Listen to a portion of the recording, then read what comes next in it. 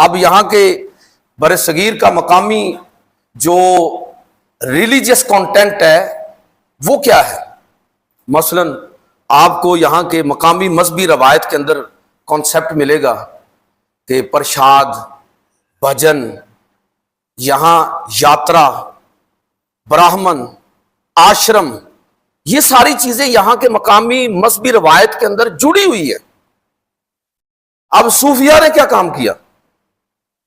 صوفیاء نے یہ کام کیا کہ انہوں نے کہا کہ یہ جو پرشاد ہے یہ تو اس کی جگہ لفظ تبرک استعمال کرو، پرشاد چونکہ بتوں کے لیے ہے لیکن تبرک صرف اور صرف اللہ کے نام پر ہوگا، غیر اللہ کے نام پر نہیں ہوگا۔ یعنی کنٹینٹ وہی رکھا ہے، میٹیریل بدل دیا، سوچ اور اپروچ بدل دی۔ یہاں کا مقامی کنٹینٹ بھجن ہے۔ ہندو، سکھ مذہب، بدھ مذہب وہ گاہ کی ساری عبادت کرتے ہیں، بھجن۔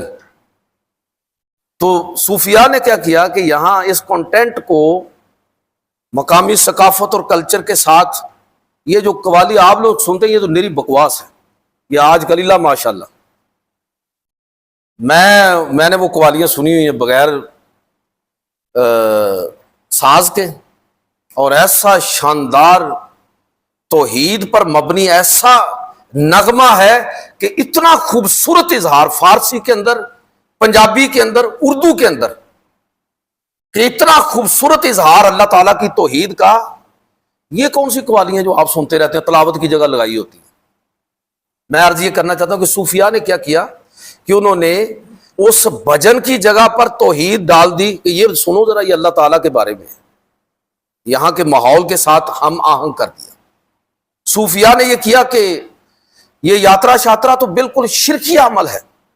ہاں اگر تم دعوت اور تبلیغ اور اپنی سال بھر کی سرگرمیوں کے لیے ایک جگہ پر اکٹھے ہو جاؤ اور اگلے سال کی پوری پلاننگ کرو، آپ اس کا نام عرس رکھ لو، کوئی مسئلہ نہیں ہے۔ یہ اصل میں یاترا کا متبادل کیا ہے؟ کانٹینٹ وہی ہے، میٹیریل بالکل بدل دیا۔ لیکن اگر لوگ آج عرس کے نام پر بھنگڑے ڈالتے ہیں، ڈانس کرتے ہیں، کفریہ اور شرکیہ اعمال کرتے ہیں، تو یہ صوفیاء کی تعلیم نہیں ہے۔